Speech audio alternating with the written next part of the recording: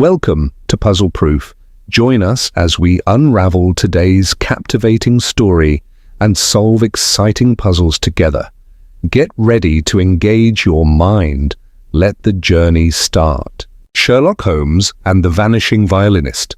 Chapter 1. A Stranger at Baker Street, London, October 1894. The first true chill of autumn had settled over London like a damp coat when I, Dr. John H. Watson, returned to our lodgings at 221B Baker Street after a short stay in Kent. I had been visiting an old friend near Ashford and had intended to stay another 2 days, but a letter from a patient had compelled my early return. The hansom cab dropped me at the corner, and I made my way briskly up the familiar steps. I found the door ajar, the scent of tobacco and faint traces of chemicals drifting down the stairwell like a welcome or warning. It was just as I had left it, quiet, austere, and entirely inhabited by the singular genius of Sherlock Holmes. He was, as I half expected, already seated in his armchair by the hearth, pipe in hand, the morning newspaper discarded nearby. His eyes, pale and sharp as flint, were fixed on the fire, though I had long since learned that such stillness in Holmes was often a sign of intense mental activity. "You have returned from Ashford 2 days earlier than planned," he said, without so much as lifting his gaze from the flickering flames. I smiled. "Indeed. But how could you possibly—" "Your boots," he interrupted, finally turning his head. "Still speckled with Kentish red clay, which I note has not yet dried, suggesting your arrival was quite recent. You are also without your umbrella, which you are never without unless your departure was hasty or unplanned. A telegram, perhaps?" I chuckled and sat down. "Correct on all counts. A call for a second opinion on a surgery. I must admit, Holmes, I missed our quiet chaos." "There is no such thing as quiet chaos," he replied dryly. "Either it is chaos or it is quiet. But in our case, perhaps both." Before I could press him further, Mrs. Hudson knocked and entered, her expression tight with concern. "A gentleman to see you, Mr. Holmes, says it's urgent." Holmes perked up at once, setting his pipe down. "Show him in, if you please." A moment later, a tall, lean man entered, his shoulders stooped beneath the weight of either worry or fatigue. He wore a grey wool coat too light for the season, and removed his hat with trembling fingers. His eyes, grey, intelligent, and deeply troubled, scanned the room before coming to rest on Holmes. "I am Reuben Sykes," he said. "You come highly recommended, Mr. Holmes. I have no wish to waste time. My niece has disappeared." Holmes gestured to the chair opposite him. "Please sit, Mr. Sykes. Start from the beginning, and spare no detail, however trivial it may seem." Sykes sat stiffly, resting his gloves on his lap. "Her name is Lydia Melrose, 26 years old. She lives in Notting Hill and is a violinist of some talent. For the past year, she's performed with the Kensington Quartet. 3 days ago, she left her lodgings around noon, saying she was headed to rehearsal. She never arrived." Holmes steepled his fingers. "And no word since?" "None. No note, no telegram. Her landlady assumed she had simply stayed with a friend, but when she failed to appear for the concert yesterday evening, the others in the quartet alerted me. I've raised Lydia since she was 13. This is entirely unlike her." "Were the police notified?" "Yes, they questioned her friends, searched the area, but no trace. And there's something else. Something I don't understand. Her violin is still in her room." Holmes's eyes narrowed slightly. "She left for rehearsal without her instrument?" "Exactly. That's what struck me as odd. It's a Stradivarius copy, nearly £500 worth, her most prized possession. No musician of serious discipline would leave it behind knowingly," Holmes said. "And yet you are certain she departed of her own will?" There were no signs of struggle. Her coat was missing, suggesting she intended to go out. The landlady saw her leave, and that was the last anyone has seen of her. Holmes rose from his seat. "Watson, your coat." "Mr. Sykes, you shall accompany us to Miss Melrose's lodgings. There is something in this account that hints not at panic or crime, but design, a vanishing, not a disappearance." As we stepped out into the mist-shrouded street, the gas lamps flickering against the settling dusk, I felt the unmistakable stir of excitement that only Holmes's mysteries could provoke. We passed the shops along Baker Street, their windows steaming, the scent of roasted chestnuts in the air, and hailed a cab heading west. "Have you known Miss Melrose to have any attachments?" Holmes asked Sykes as the cab rattled along Oxford Street. He hesitated. She had admirers, of course. Musicians attract a certain intensity in their followers, but to my knowledge, she was not romantically involved with anyone recently. She was quite absorbed in her music. Anyone jealous of her position in the quartet? She was its soul, Sykes said firmly. No one would question that. Her inclusion elevated their reputation. They would have no reason to resent her. And yet, Holmes mused aloud, someone has given her cause to vanish in the middle of her daily routine. We must assume one of three possibilities: abduction under the guise of familiarity, voluntary departure under emotional stress, or, most curious of all, a prearranged meeting for which she saw fit to leave her most valued possession behind. "You think she planned it?" Sykes asked. "I think she was prepared for it," Holmes replied, though not necessarily aware of what it would cost her. The cab turned into a quieter neighbourhood in Notting Hill, where ivy climbed red brick facades and the houses stood tall and respectable in rows of calm order. The driver brought us to a stop outside a tidy three-story house with white-framed windows. As we stepped out, the wind picked up, carrying with it the faint sound of distant music, perhaps from another street or a nearby parlour. It struck me as ironic, for we were about to enter the world of a woman whose music had gone suddenly and mysteriously silent. Holmes paused at the gate. "This is not a simple case of vanishing, Watson. I can feel it. The violin left behind, a sealed letter, and a name no one recalls. These are not accidents. They are threads, waiting to be drawn together." And with that, we stepped through the door, into the quiet mystery that was Lydia Melrose. Chapter 2. The Lodging in Notting Hill. Miss Lydia Melrose's lodgings stood on a quiet street just off Portobello Road, a dignified terrace of aging red brick houses made charming by creeping ivy and wrought iron balconies. Her residence, the top floor of a well-kept but modest home, was reached by a narrow stairwell with creaking steps that announced each visitor long before they knocked. Reuben Sykes led the way, his shoulders still taut with worry. The landlady, a stout woman with greying hair tucked into a net, met us at the door with a subdued curtsy.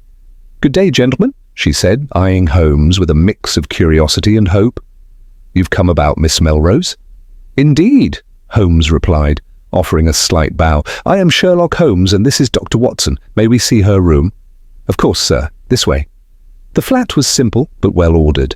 A pair of velvet curtains framed the window, lace draped over the sill, and a small pot of wilting violets sat beneath a sliver of daylight. A bookshelf, no more than 3 feet wide, stood beside a writing desk neatly arranged with ink, paper, and a blotter. Against the far wall, her violin case rested beside a modest dressing table. Holmes entered with the reverence of a man inspecting a sacred site. He moved slowly, eyes scanning the space not just for objects, but for absences, things out of place, things left behind, and things that should not be there at all. "She kept a tidy room," Holmes observed, "too tidy for someone in distress." He crouched by the violin case, flipping the latches with a soft click. Inside lay the instrument, pristine, polished, and clearly well cared for. Holmes lifted it gently by the neck and examined the strings, the bow, the bridge. "Not a mark of haste. It hasn't been played recently, but it has been maintained with care." "She did not intend to leave it behind for long. Wouldn't she have taken it to rehearsal?" I asked. "Precisely," Holmes murmured, "and yet it is here. Which means either she never intended to reach that rehearsal, or something changed her course." He glanced at the writing desk and stepped toward it. "Mr. Sykes, did Miss Melrose correspond frequently?" "She wrote letters often, mostly to acquaintances in the musical world, sometimes to former teachers, but she was also fond of writing to herself, little ideas, musical phrases, that sort of thing. Holmes picked up the blotter and held it against the light. There are faint impressions here, partial words. Look, E. Collingwood. Written more than once. Collingwood, Sykes repeated. The name is unfamiliar to me. Holmes made a low sound in his throat. We must pursue it further. He turned to the small fireplace and scanned the grate. With his fingers, he drew out a brittle scrap of paper, half charred and flaking. What remains of a note, he said, handing it to me. Read, if you can. I squinted at the fragment. The ink was smeared, but a few words were still discernible. Tower, meet, secrecy imperative. Holmes's eyes narrowed. A clandestine meeting, a location involving a tower. Unusual. Not many such places remain accessible in central London. At that moment, the landlady returned, drying her hands on her apron. Beg your pardon, Mr. Holmes, but I remembered something else. Miss Melrose received a letter the night before she disappeared, sealed in blue wax.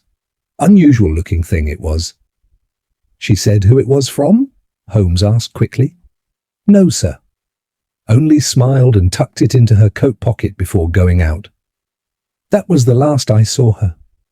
Holmes turned back to the desk and swept his gaze over the few remaining items. Did she keep her correspondence? In the drawer below, I believe. Holmes opened it, revealing a tidy stack of envelopes tied with a silk ribbon. He leafed through them quickly. These are all months old, nothing recent. Perhaps she destroyed the new ones? I suggested. Perhaps, Holmes said. But it would be unlike her to discard something unless she intended to make a clean break from the past. He stood, tapping a finger thoughtfully against his lips. A woman receives a letter in blue wax, smiles and leaves for a rehearsal.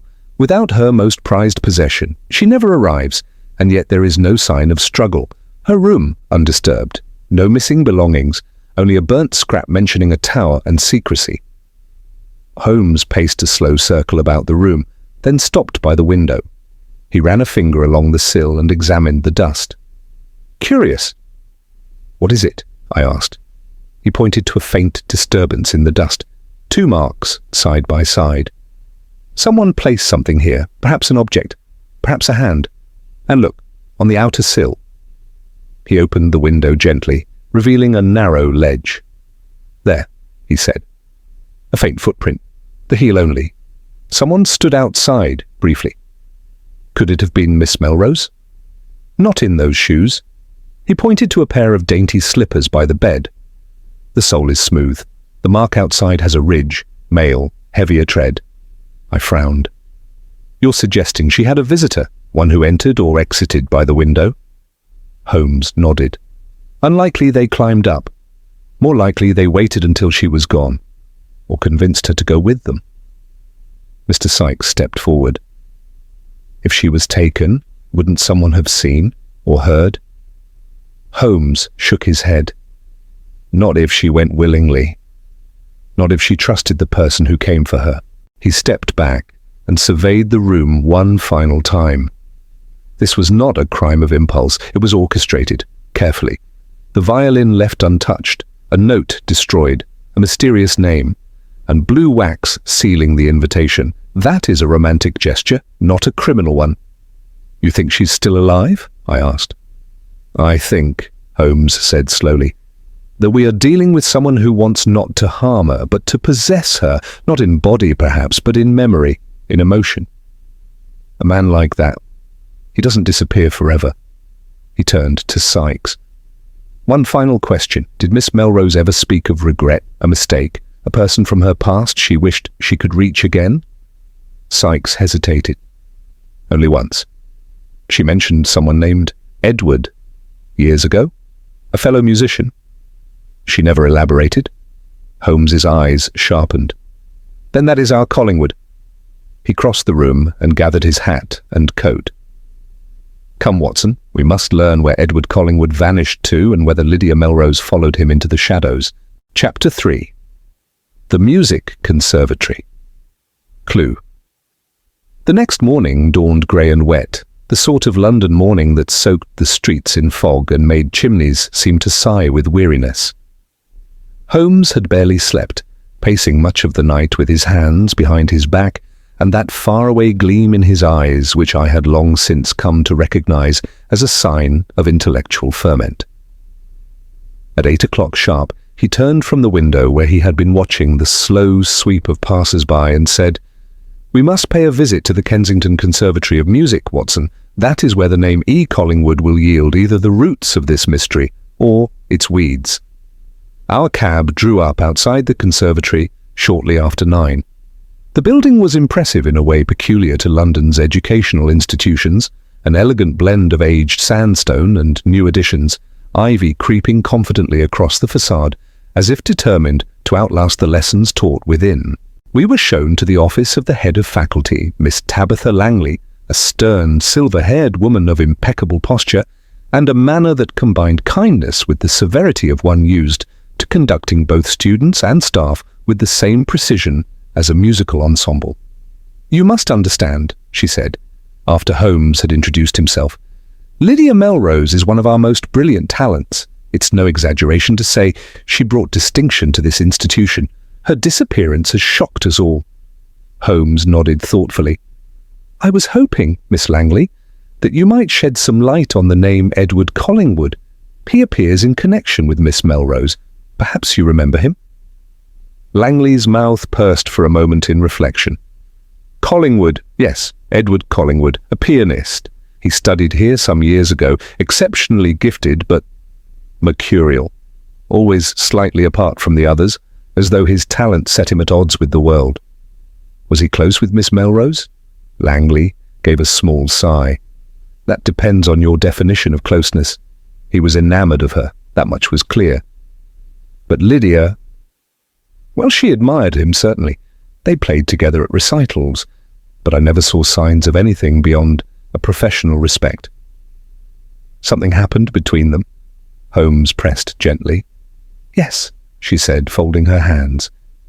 "There was an incident. I remember it vividly. It involved a competition, one of considerable prestige. Both Edward and Lydia were favourites to win. In the end, she was awarded the prize, and he didn't take it well," Holmes supplied. "That would be putting it mildly. He left the conservatory shortly after. No farewell, no request for recommendation, just gone. We never heard from him again." "Would you happen to know where he lived at the time?" I asked. Langley rose and went to a filing cabinet. After a few moments of searching, she retrieved a yellowing student record. "Here, his address during his final term was a boarding house on Elgin Crescent. I doubt he remained there, but it's a start." Holmes accepted the record with a nod. "And was he known to have any family? Friends?" Langley shook her head. "None that I recall. He kept to himself. His music was his only companion." Back outside, the rain had intensified, and we huddled under the canopy of a nearby bookstall while Holmes reviewed the address. "Elgin Crescent," he murmured. "Not far from Lydia's lodgings. Perhaps he never left that world at all." As we waited for another cab, Holmes pulled from his coat the burnt scrap he had recovered from Lydia's fireplace. "Do you remember this?" he asked, handing it to me. "Tower, meet, secrecy imperative, a meeting place and a demand for privacy." "And you think this tower is literal?" I asked. "Possibly, but note the tone, the theatricality. It suggests a man with a sense of drama, and if that man is Collingwood, then we are dealing with someone who does not act without symbolic intent."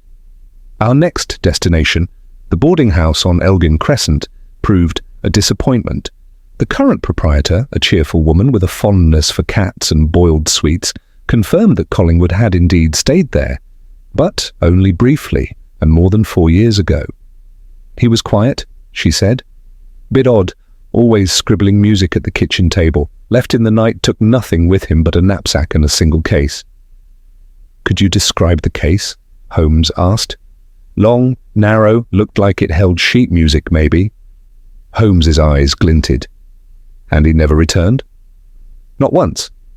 As we turned to leave, Holmes paused beside a cluttered notice board near the front hallway. Dozens of posters, leaflets, and theatre bills were tacked there, overlapping in a chaotic mosaic. Holmes plucked one from the corner. It was small, elegantly printed, and somewhat faded. It read, "Edward Collingwood, a private recital. One night only by invitation required. Soho Music Room, October 3rd, 8 p.m. "Watson," Holmes said, tapping the date. "That was 2 days before Lydia vanished." "And it required an invitation?" I said. "Was it well attended?" "We shall find out," Holmes replied. "If Lydia was there, it may have been the beginning, or the end, of this entire business." He handed the flyer to me and climbed into the waiting cab. As the horses clattered forward through the rain-slicked streets, Holmes leaned back, fingers steepled beneath his chin. "This man does not act randomly," he murmured. "If he invited Lydia to this recital, it was for a reason. If he saw her again after all these years, it was not a coincidence. And if she went willingly," I added, "then she trusted him, at least in part." Holmes nodded slowly. "Yes. But trust, Watson, can be the most dangerous illusion of all." Chapter 4. A Recital and a Riddle. The Soho Music Room was not what I expected. Tucked away above a perfumery on a narrow street off Dean Street, it was neither a grand concert hall nor a seedy dive, but something stranger still. A dim, velvet-draped chamber that felt more like a secret society's meeting room than a place for music.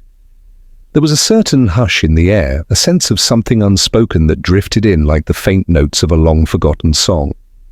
Holmes had acquired 2 invitations through one of his many curious acquaintances, a violin repairman who occasionally traded in information as readily as he did strings and horsehair. We arrived at the appointed hour dressed in subdued evening wear. I carried my old walking stick. Holmes wore an understated cravat, and both of us wore the expressions of men who intended to blend in and observe. Inside, no more than 20 guests were seated in a semicircle around a polished black piano. The crowd was unusually quiet for such a gathering. There were no murmured greetings, no idle chatter. It was as though each person had come alone and intended to leave the same way. Their eyes flicked warily about the room, each stranger seeming to regard the next with suspicion or dread, or perhaps recognition they dared not admit. Holmes whispered as we took our seats. "Observe the composition of the audience, solitary, affluent, and secretive. No press, no students, no critics. This is not a public event, it is a gathering of chosen witnesses." Before I could respond, the lights dimmed further, and a tall, wiry man stepped from behind the curtain and approached the piano. His presence was striking, lean, intense, and somewhat ghost-like. He had the air of someone long buried beneath the weight of his own genius. His clothes were well cut but old, his black coat frayed at the edges, and his dark hair swept back in wild disarray. This was Edward Collingwood. He did not bow, he did not speak. He simply sat and placed his hands upon the keys, as though they alone could understand the storm within him. Then he played. The music was unlike anything I had ever heard. At moments, it was achingly beautiful, flowing with melodies that reminded me of Lydia Melrose's gentle touch on the violin. Then it would shift without warning, discordant, jarring, violent, like a descent into madness or grief. Holmes sat perfectly still beside me, his eyes unblinking, his face unreadable. Collingwood played for nearly an hour without pause, without acknowledging the audience even once. When the final note drifted into silence, he stood abruptly and left the stage through a side door. No applause followed. For a long moment no one moved. Then, silently, the guests began to rise and file out of the room as if leaving a funeral. Holmes remained seated, watching them. "No one clapped," I said quietly. "Because this was not a performance," Holmes replied. "It was a confession." He stood and motioned for me to follow. We slipped through a side passage and into a narrow corridor behind the stage. Holmes moved with purposeful steps, opening doors until he found one that yielded. Inside was a small dressing room. The walls were bare save for a single mirror, and a battered leather chair sat beside a dressing table covered in crumpled sheets of manuscript. An empty wine bottle lay on its side, and beside it, a sealed envelope pressed with blue wax. Holmes picked it up with the care of a man lifting a relic. "To L.M.," he read aloud. "This was meant for Lydia." He turned to me. "She was here, Watson. Or meant to be." Before I could answer, the door swung shut with a loud bang behind us. We both turned, and there he was. Edward Collingwood stood in the doorway, arms crossed, eyes sharp with restrained fury or despair. It was difficult to tell which emotion ruled him more. "You've no business here," he said, in a voice as flat and cold as his music. Holmes did not flinch. "We're not here to steal secrets, Mr. Collingwood. We're here to find Lydia Melrose." His jaw twitched. "She came to me. I didn't summon her." "So you admit she was here?" "I do. She arrived the day after the recital." "And you gave her this letter?" Holmes held up the envelope. Collingwood's eyes flicked toward it. "Number I wrote it before she came. I never gave it to her. She left before I could." "Why?" He hesitated. "She wanted something I couldn't give." "What was that?" Holmes asked softly. "Forgiveness." The room fell silent. Collingwood stepped inside, closed the door, and sat down slowly on the edge of the chair. He looked exhausted, as though years of regret had weighed down his bones. "I was bitter. I carried it for too long," he said. "She won that competition, and I accused her of cheating. Sabotage. I was mad with jealousy. She said nothing, not then, but now. She wanted to make peace." "She asked to meet you privately," Holmes said. "Yes. She wrote me a letter weeks ago, said she regretted how things ended, asked if we might speak in person. I refused. Then I saw her at a concert. I watched her play, that same elegance, that same effortless touch, and I knew I had wronged her." "So you wrote the letter?" "Yes. I invited her here, not for the recital, that was for me, but after. I wanted her to hear it. I thought perhaps the music could explain what words never could." Holmes leaned forward. "And after she heard it?" "She left," Collingwood said. "She looked shaken. She said she would write to me, but she never did." Holmes frowned. "You didn't follow her?" "I tried. I sent notes. No reply." Holmes straightened. "What about the bell tower?" Collingwood's eyes widened, just for a moment. Then they narrowed again. "She asked to meet me there," he admitted. "Said she had something to give me, said it would be the end of it." "When was this?" 3 nights ago." Holmes's tone darkened. "And that was the last time you saw her?" Collingwood hesitated. "Yes." There was a long pause. Holmes studied him in silence, then placed the envelope gently on the table. "If she left you and she never made it home, then someone intercepted her. Or she changed her mind and vanished of her own accord. I do not believe you harmed her, Mr. Collingwood, but I believe you are not telling me everything." Collingwood stood suddenly. "I've told you what I can. I won't say more." "Then we'll find the rest without you," Holmes said calmly. "Good evening." As we stepped back into the cold night air, Holmes's face was unreadable, but his step was brisk, his mind clearly racing. "He's hiding something," I said. "Yes," Holmes replied. "But not guilt, not in the usual sense." "What then?" "He's hiding the place where their story truly ended, or began again." We walked in silence for a moment. "Watson," Holmes said suddenly, "we must return to Lydia's lodging. Something there no longer fits." "Has something changed?" "No," he said. "But I have. Chapter 5. The Lost Letters." We returned to Baker Street just after midnight. The fog still curled about the gas lamps like a living thing, clinging to the sides of buildings and dimming the world to a whisper. Holmes said little during the cab ride home. He leaned against the seat, his eyes half closed, not with fatigue, but with focus. As soon as we arrived, he lit the fire, made no move to change his coat, and instead went straight to the table where he kept his correspondence. He leafed through a stack of papers with surgical precision, then pulled free a single telegram. "I sent a request to the conservatory early this morning," he said, "asking for any academic records, archived letters, or faculty notes concerning both Lydia Melrose and Edward Collingwood. I have long suspected that the origin of this affair lies not in the present, but in a wound inflicted years ago, one never properly dressed." He barely finished his sentence when the doorbell rang downstairs. Moments later, Mrs. Hudson delivered a thick envelope bearing the conservatory's official seal. Holmes thanked her absently and tore it open, revealing a bundle of documents. The first was a student file, Lydia Melrose's. Her record was glowing: commendations, awards, personal notes from senior instructors praising her talent and discipline. There was also a page from Edward Collingwood's file, much shorter, though annotated in a more volatile hand. "Brilliant but erratic," Holmes read aloud. "Displays resentment toward peers, prone to withdrawal following criticism. Close musical partner of Miss Melrose. However, tension noted following adjudication results." Holmes laid the page flat. "That must refer to the competition Miss Langley mentioned." He drew out another sheet, this one older, folded many times and brittle around the edges. It bore a dark stain near the signature. "Collingwood's resignation letter," Holmes said, holding it delicately. "To whom it may concern, I hereby resign from the Conservatory of Music, effective immediately.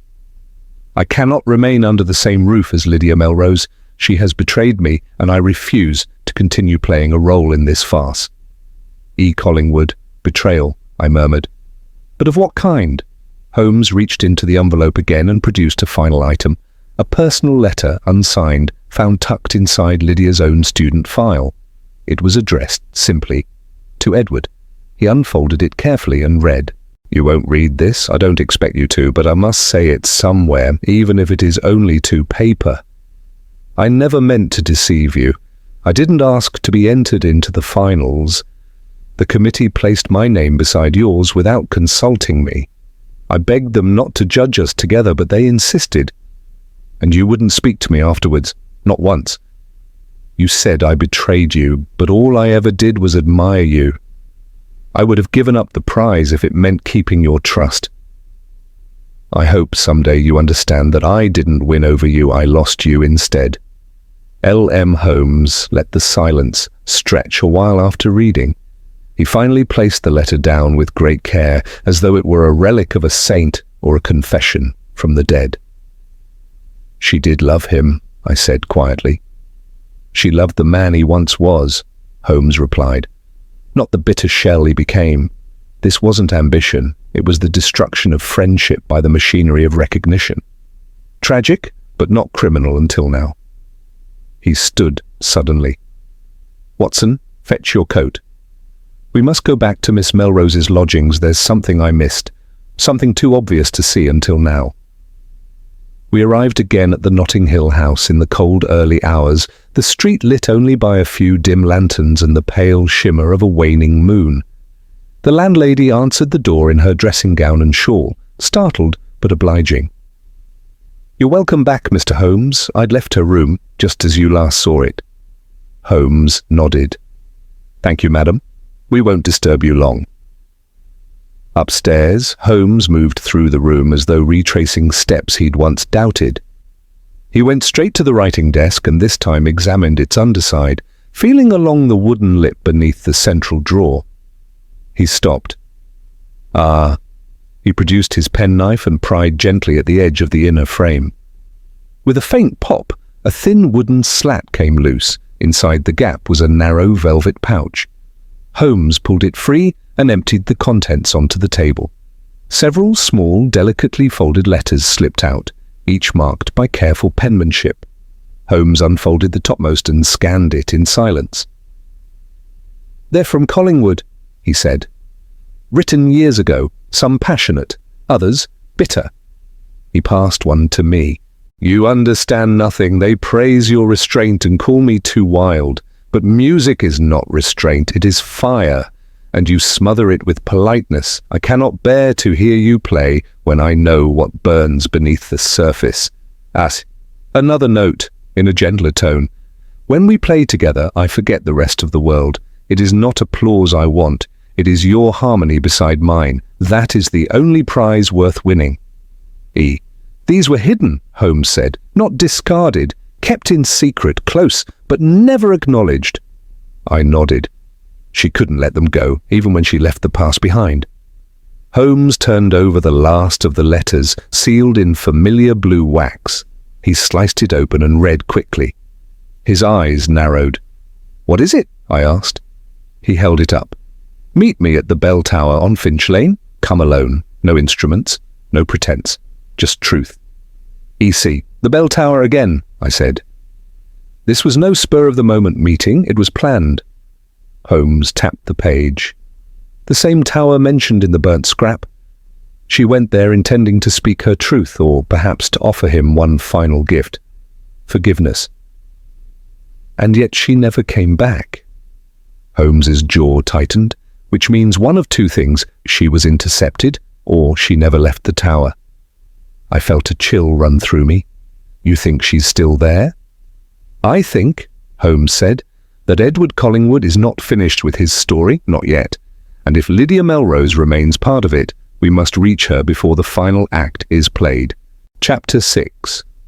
The Bell Tower Meeting.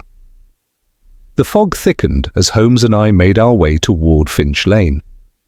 The streets were nearly empty now. The city paused in that strange hush before dawn, when the clatter of carts has ceased and the working world has not yet stirred. Above us, the old gas lamps flickered with a ghostly glow, their light swallowed almost at once by the heavy London mist. Holmes walked with brisk, measured steps. His coat collar turned up, and his eyes fixed ahead. "The bell tower," I said quietly. "You believe she met him there?" "She did more than meet him," Holmes replied. "She trusted him enough to go, alone. Without her violin, without telling anyone. That implies a belief in safety, or perhaps in redemption." "And you suspect she never left?" Holmes didn't answer immediately. We turned a corner, and the silhouette of the tower came into view. Once part of a 17th century church destroyed in a fire, the bell tower was all that remained, its lower floors repurposed over the years as storage, then forgotten. Only the spire remained intact, its bell long removed, the wooden stairs within left to creak and rot in silence. Holmes produced a narrow skeleton key and approached the side door, half hidden behind a row of hedges and the collapsed skeleton of a garden gate. He tested the lock gently, then opened it, with a faint click. The air inside was heavy with dust and old rain. A single spiral staircase twisted upward through darkness, the walls close and damp. Holmes lifted a lantern and motioned for me to follow. We ascended slowly, our footfalls echoing like whispers from another time. At the top, we emerged into the bell chamber, a circular stone room open to the sky through broken window slits. A small iron bench sat against one wall, and a cracked wooden chair had been left beneath the shadow of the arch. In one corner, sheltered from the wind, stood a small oil lantern, cold but recently used. Holmes stepped toward the center of the room and knelt beside a patch of disturbed dust. "There," he said, pointing. A small pile of charred paper fragments lay beside the chair, their blackened edges curling inward. Holmes examined them carefully and began to piece the fragments together like a jigsaw of smoke. Some scraps bore faded writing. "You lied to me again. Cannot forgive. Final chance." "These are not notes of reconciliation," Holmes muttered. "These are remnants of anger, hurt. She came to offer peace, but he wanted something else." He stood and examined the floor. "Footprints, one set, boots, heavy, male." I looked around. "And hers?" "There's no second set," Holmes replied. "Only one person moved through this space recently, unless—" He moved quickly to the far wall and ran his hand along the base. "Watson, help me here." He indicated a small iron ring embedded in the stone, barely visible beneath the moss and soot. Together we tugged, and with effort a trapdoor creaked open, revealing a narrow wooden staircase leading downward into pitch darkness. Holmes lit the lantern and descended first. The air turned colder, damp and musty. I followed closely behind, and after a dozen steps we emerged into a small subterranean chamber, likely once used to store sacred items beneath the church. And there, in the dim amber glow of the lantern, we saw her, Lydia Melrose. She was seated on a wooden stool, her back against the wall. Her wrists had been bound with soft cloth, now loose, and her head rested to one side in sleep or exhaustion. She stirred as the light touched her face, her eyes blinking open. At the sight of Holmes, she sat up quickly, the fog of fear clearing from her features. "Mr. Holmes," she whispered. "You're safe now, Miss Melrose," he said gently. "You've been found." I stepped forward and cut the bindings. She winced as she moved, but there were no signs of injury. "He didn't hurt me," she said. "He fed me, spoke to me, played music, again and again." "Edward?" I asked. She nodded. "He said I owed him time, that I owed him silence. He wanted me to listen, just listen." "To what?" "To him, to the music, to what he said he'd written for me all those years ago." She paused, hugging her arms around herself. "It was beautiful and terrifying. He never raised his voice, but I could feel something was wrong, like he was unraveling." "Did he say what he meant to do?" Holmes asked softly. "Yes. He called it his final note. He said after the recital he would deliver a message the world wouldn't forget. I didn't understand. Then he said he had to retrieve something from his flat. He left me here. That was the night before last." Holmes's eyes narrowed. "He never returned?" She shook her head. "Number. But I heard someone moving above last night. I thought it was him. I was too frightened to call out." Holmes looked at me. "Then we were too close. He must have heard us ascending and fled, but why not return after?" He stood deep in thought. "If he's planning a dramatic finale, he needs an audience, somewhere public, somewhere symbolic. He believes this is the culmination of his life, his genius, his revenge, his pain." He turned to me sharply. "We must move, Watson. Miss Melrose, are you strong enough to walk?" She nodded, standing shakily. "Yes, I just want to go home." Holmes helped her to the stairs. "You'll go to Scotland Yard first. They'll keep you safe until this is over." As we emerged from the tower, the fog had begun to lift. The first slant of sunlight pierced through the haze, glinting off the rooftops. Holmes stopped abruptly on the pavement. "He will not hide now," he said. "His final act is already in motion." I looked at him. Where would he go? Holmes raised his eyes slowly. "To the beginning. To the place where his genius was first celebrated and then overshadowed." "The conservatory?" Holmes nodded. "No," he said, eyes gleaming. "Beneath it. Chapter 7. Beneath the music hall." The first light of morning had not yet fully broken when we arrived at the Kensington Conservatory for the second time. It loomed before us, silent and dignified, its windows catching the dim rose of dawn. But where music had once echoed within, there was now only stillness. Holmes and I stood at the side entrance, watching as the milkman clattered down the far end of the street and vanished around the corner. The city was waking up, but we were headed downward, into the past, into the shadows, into whatever truth remained buried. "This way," Holmes said, motioning toward a small service gate concealed behind a hedge. It was unremarkable to any casual observer, but Holmes had noticed it on our first visit. A rusted, half-forgotten door set into the stone foundation.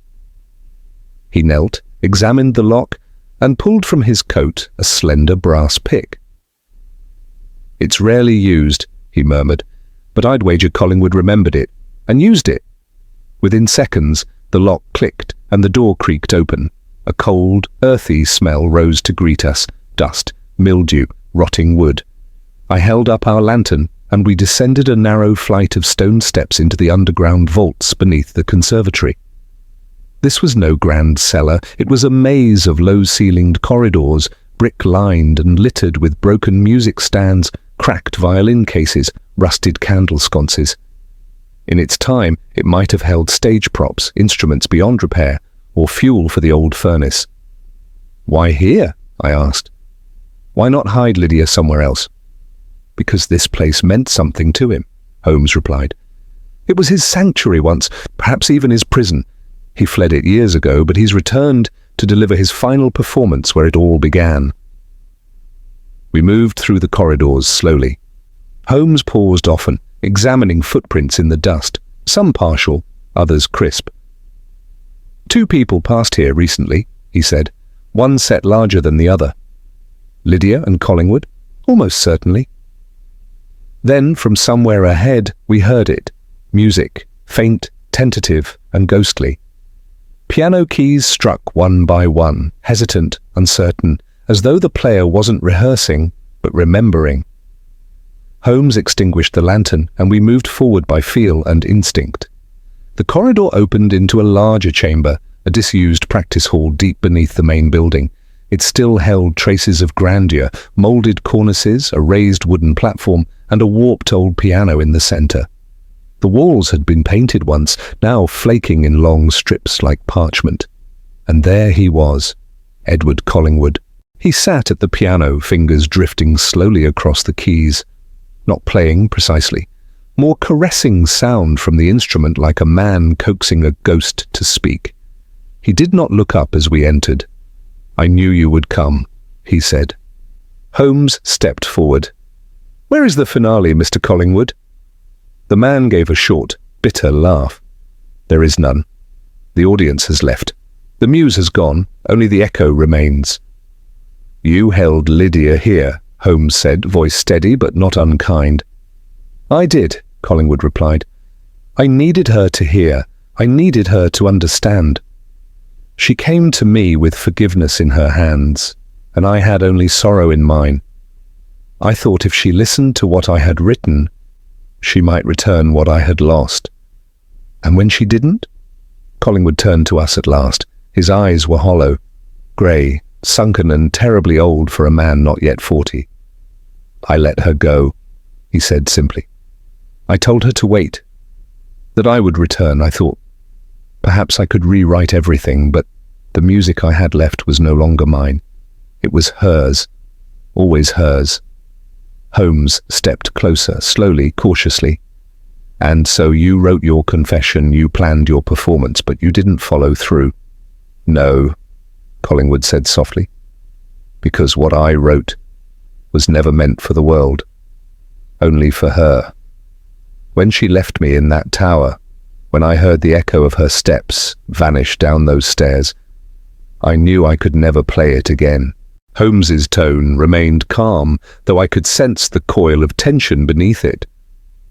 "What was in the letter you left on the dressing table?" "An apology," he replied, "the only honest one I've ever written." Holmes watched him in silence for a long moment. Then he spoke with grave clarity. "You realize, Mr. Collingwood, the law cannot overlook what you have done. You imprisoned a woman, you faked her disappearance. You caused distress, fear, even danger." "I know," Collingwood said.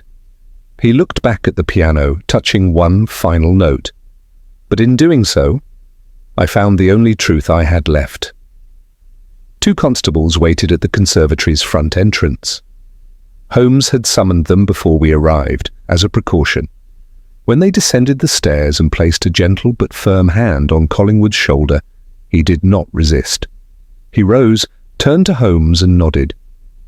"Thank you," he said quietly, "for letting it end here." That evening, Holmes and I sat before the fire at Baker Street. The rain tapped steadily against the window panes. Holmes had not spoken for some time. "He never meant to harm her," I said, breaking the silence. "Only to possess something he could never truly hold." Holmes nodded. "A common illusion among artists. They believe their genius entitles them to the hearts of others. But music, Watson, is a gift, not a currency. Will she recover?" "She is resilient," Holmes said. "Perhaps too much so. I imagine she will return to music, though never quite the same. Pain alters the shape of sound." "And him?" "He will not return to music," Holmes replied. "His performance is over. The curtain has fallen." He stood, gazing out at the night. There is no mystery left in this case, only sadness. But even sadness, he added, can be brought to light. Chapter 8. The Final Note.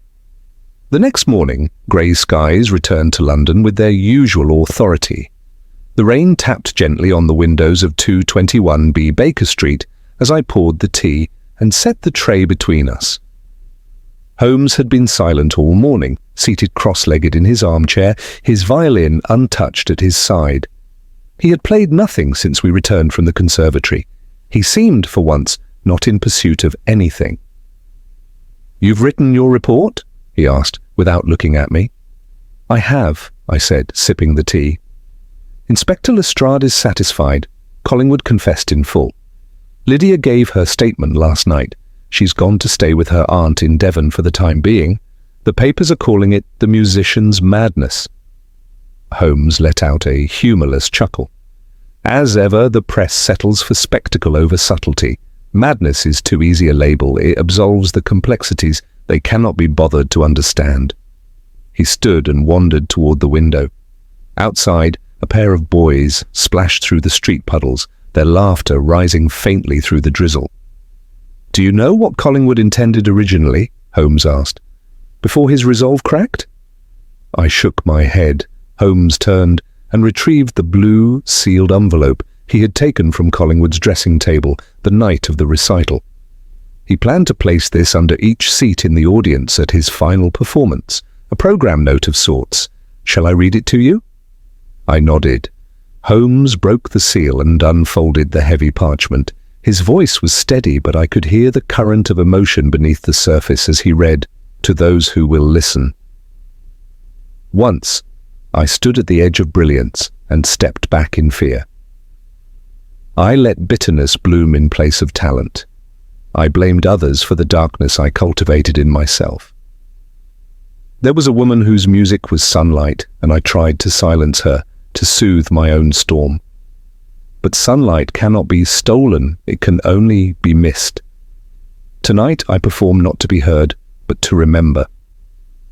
When the final note fades, let the silence speak not of absence, but of forgiveness. E.T. Holmes folded the letter slowly, his fingers lingering over the paper. "That is not the writing of a madman," he said softly. "It is the final breath of a man who realized too late that he had built his world on grievance instead of grace." I was silent for a long moment. "Do you think he truly let her go?" I asked. "Or do you think, if we hadn't found him when we did, the story might have ended differently?" Holmes looked thoughtful. "He let her go in the only way he knew how, by turning himself into something she would never follow again. A shadow, a warning, a final note." He returned to his chair, picked up his violin, and held it for a moment, not to play, but as one might hold an old friend's hand. "Do you recall what Lydia said to us in the tower?" he asked. "She said he fed her, spoke to her, played music again and again. She said she was frightened, not of harm, but of what she saw in him." "Yes," I said. "I remember. She saw a man unmoored from time, someone who had waited too long to speak, and now could only speak in song. That is why she stayed. She wanted to believe there was still music in him that wasn't poisoned by regret." He set the violin back down and leaned forward, elbows on knees. "Cases like these, Watson, are not solved by deduction alone. Facts led us to the bell tower. Clues brought us to the cellar. But it was her silence that told me she was alive. No sign of violence, no message of ransom, no farewell. Only a room too neat and a violin left behind. You said she was prepared for something, but not the cost," I recalled. "Exactly," Holmes said. "She walked into that tower believing she was entering the past for a brief moment, only to find herself captured by a man who could not bear to be left in it." He paused. "I fear the world will not be kind to Collingwood now. He will be labelled a lunatic and locked away. But perhaps in his cell he will compose again. Or not. Either way, the man who wrote that letter is not the same one who left the conservatory all those years ago. That man has been dead for a long time." I set down my cup and stood. It's a melancholy ending, Holmes." Holmes rose too and moved once more to the window. "It is," he said, "but not tragic. Tragedy is when the lesson is lost. Melancholy is when it is merely too late." He watched the children outside as their laughter faded into the grey morning. "Tell me, Watson," he said, "do you believe a man can find redemption after causing so much pain?" I thought a moment. "I believe he can be forgiven, if not by the world, then by the person who matters most." Holmes nodded faintly. Then perhaps he was right to write his final note, not in music, but in silence. Epilogue. 3 weeks later, Lydia Melrose gave a surprise performance at a small concert in Bath. She played a short arrangement, something unfamiliar but achingly beautiful. When asked afterwards about the piece, she smiled only once and said, "It was never mine, really."